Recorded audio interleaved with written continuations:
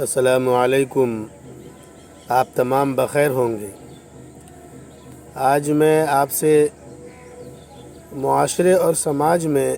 بلکہ ملک میں پوری دنیا میں کچھ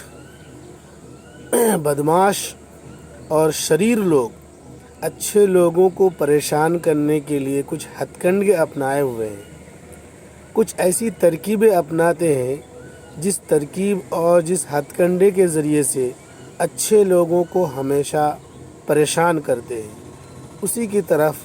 آپ کو اشارہ دینا چاہتا ہوں۔ لیٹسٹ نیوز آپ نے آج سنا ہوگا کہ شاہ رخ خان کا بیٹا آرین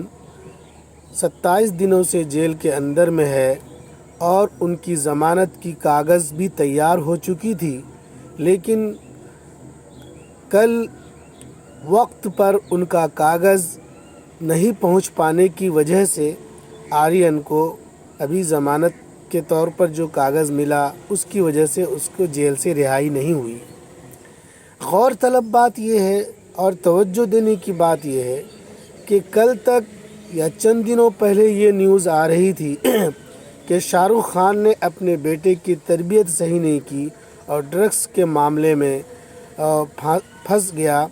بیٹی کی صحیح تربیت نہ ہونے کی وجہ سے آج پورا خاندان بیٹا جیل میں ہے اور پورا خاندان پریشان ہے، یہ نیوز آ رہی تھی۔ لیکن اپڈیٹ نیوز یہ ہے کہ ڈرگس کا معاملہ پورا فرضی تھا، اس میں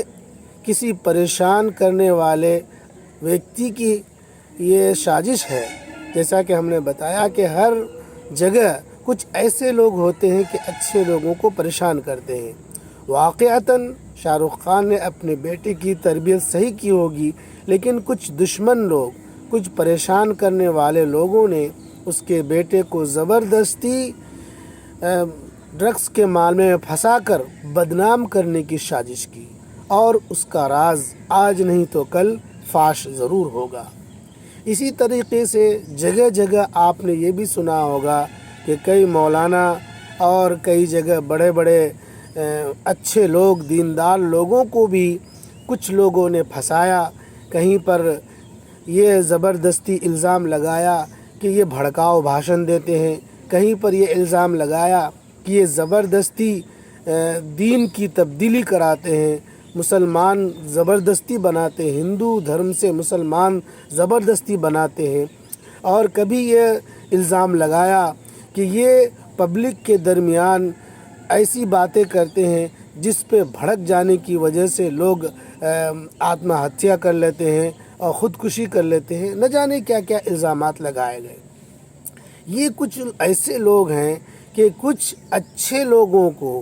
پھنسانے کے لیے، بدنام کرنے کے لیے، رسوا کرنے کے لیے یہ افواہیں پھیلاتے ہیں۔ اس افواہوں کا نتیجہ یہ ہوتا ہے کہ جو کار خیر ہوتا ہے، جو اچھا کام ہو رہا ہوتا ہے، اس اچھے کام کی رکاوٹ ہو جاتی ہے، وہ اچھا کام ہونا بند ہو جاتا ہے، اور اس کے نتیجے میں وہ شخص جو اچھا کام میں لگا ہوا تھا وہ بدنام ہو جاتا ہے، اور میڈیا اس کو مزید اچھال کر ایک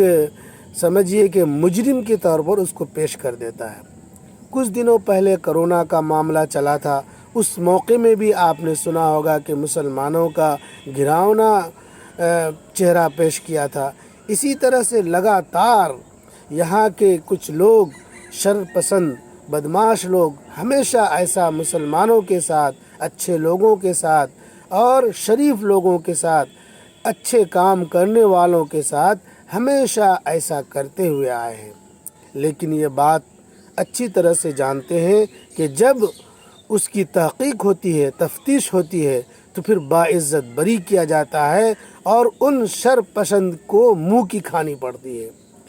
آج ہم تمام لوگوں کو بہت ہی محتاط ہو کر اپنا کام میں مصروف رہنا ہے، اور جو شر پسند لوگ ہیں اس کی بغیر کسی پرواہ کیے اپنے کام میں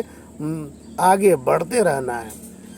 شریر لوگ، بدمعاش لوگ، چال بازی کرنے والے لوگ ہمیشہ اپنی منہ کی کھائیں گے۔ ہاں، اچھے لوگوں کو آزمایا جاتا ہے، اچھے لوگوں کو ٹھوک پیٹ کر، بجا کر ان کی اچھائیاں سامنے لائی جاتی ہے، یہ صدیوں سے چلا آ رہا ہے۔ یہ دنیا کا دستور ہے کہ اچھے لوگوں کو پریشان کیا جاتا ہے، ان کی بے عزتی کی جاتی ہے، لیکن جو اچھے ہوتے ہیں ان کی اچھائی ایک نہ ایک دن ثابت ہو کر رہتی ہے، ان کی سچائی دنیا کے سامنے آ کر رہتی ہے۔ معاشرے اور سماج میں بھی، علاقے میں بھی، ہر جگہ اس ہتھ کنڈے کو اپنا کر، چاہے وہ چھوٹے طبقے سے تعلق رکھتے ہوں یا بڑے طبقے سے تعلق رکھتے ہوں، ہر جگہ اس ہتھ کنڈے کو اپنا کر شریف اور اچھے اور نیک لوگوں کو اور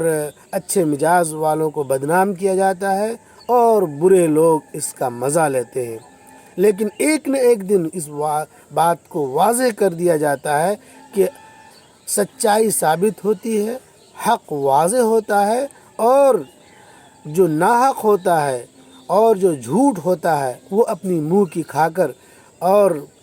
معاشرے اور سماج میں بے عزتی کا سامنا کر کے وہ اپنا ہمیشہ کے لیے بے عزتی کا داغ اپنے سر پہ لے لیتا ہے۔ پوری دنیا میں بھی یہی ماحول چل رہا ہے۔ اس لیے ہم تمام لوگوں کو ایک جٹ ہو کر، متحد ہو کر اپنے کام میں لگے رہنا ہے، چاہے بالی ووڈ کے ہوں، چاہے